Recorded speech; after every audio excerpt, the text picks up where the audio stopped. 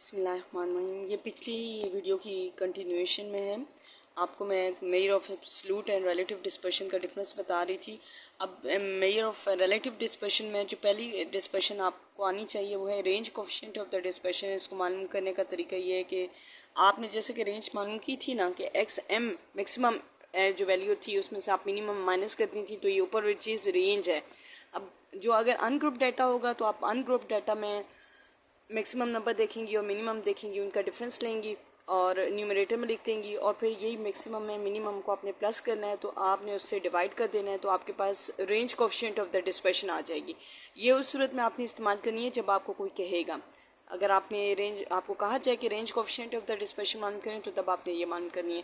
इसी तरीके से अगर इन जनरल किसी भी क्वेश्चन में आपको कहा जाए कि मेजर ऑफ डिस्पर्शन किसकी ज़्यादा है, किस डाटा सेट की ज़्यादा है, या कौन सा जो प्लेयर है वो कंसिस्टेंट है, या कौन सा स्टूडेंट कंसिस्टेंट है, ठीक है, तो उस वक्त आपने सीवी मालूम करना होगा। कंसिस्टेंट का मतलब होता है जैसे कि ये स्पेलिंग है कंसिस्टेंट के, कंसिस्टेंट है ये स्पेलिंग है कंसिस्टेंट के, और इसका मतलब ये होता है कि वो ऐसा शख्स जो कि तवातर के साथ काम कर रहा हो, चाहे वो प्लेयर हो चाहे वो स्टूडेंट हो। जैसे आप स्टूडेंट हैं, आप एक दिन आप बहुत अच्छा टेस्ट देते हैं, आप 100 मार्क्स ले लेते हैं, दूसरे दिन आप 0 नंबर लेते हैं, तीसरे दिन आप 20 ले लेते हैं, चौथे दिन फिर आप 90 मार्क्स ले लेते हैं, फिर आप पाँचवें दिन फिर 90 ले लेते हैं, फिर छठे दिन फिर 0 ले लेते हैं। कभी आपका कोई पता ही नहीं है कि कभी आप बहुत अच्छे मार्क्स ले लेते हैं, कभी आप बहुत बुरे मार्क्स ले लेते हैं, ठीक है।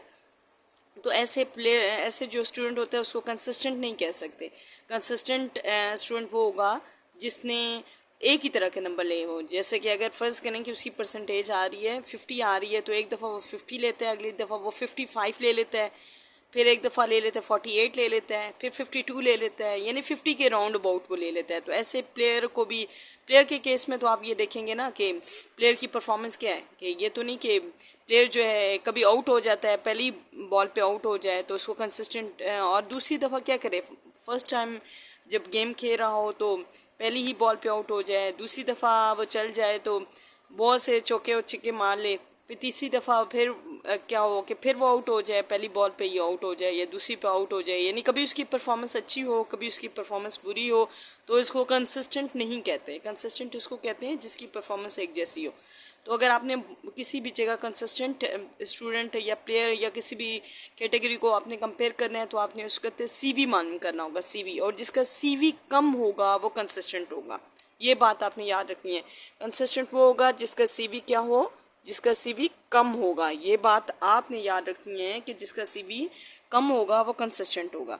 और बेटा इसमें आपने सिंपली ये करना है कि आपने स्टैंड डिवीजन जो आपने ऑलरेडी मालूम किया हुआ है और उसको आपने डिवाइड कर देना है अर्थमेटिक मीन से, और उसको 100 से मल्टीप्लाई कर देना है। दो सीरीज़ अगर आपके पास होंगी, दोनों के लिए आपने अलग स्टैंड डिवीजन मालूम करना होगा, दोनों के लिए अलग अर्थमेटिक मीन मालूम करना होगा, और दोनों का अलग अलग सीवी मालूम करना होगा, सीवी नंबर 1 और सीवी नंबर 2। और फिर आपने देखना है कि किसका सीवी ज़्यादा है और किसका कम है।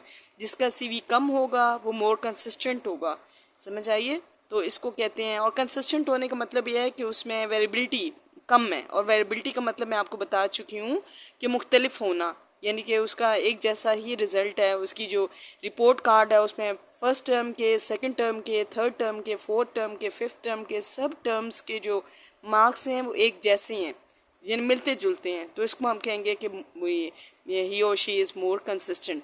तो ये छोटा सा एक टॉपिक है, ये आपने जो है ना करना है। Range coefficient of the dispersion और कोफिशिएंट ऑफ द वेरिएशन, ये पेपर में आ सकता है। और ये जो है ना आपने अनग्रुप डाटा के लिए भी हो सकता है और ये ग्रुप डाटा के लिए भी हो सकता है। जब आप रेंज आपको ग्रुप डाटा के लिए निकालनी आती हो, डाटा अगर ग्रुप्ड होगा तो उसके लिए आप ग्रुप्ड वाले फॉर्मूले लगाएंगी, अगर डाटा अनग्रुप्ड होगा तो आपने अनग्रुप्ड वाले फॉर्मूले लगाने हैं।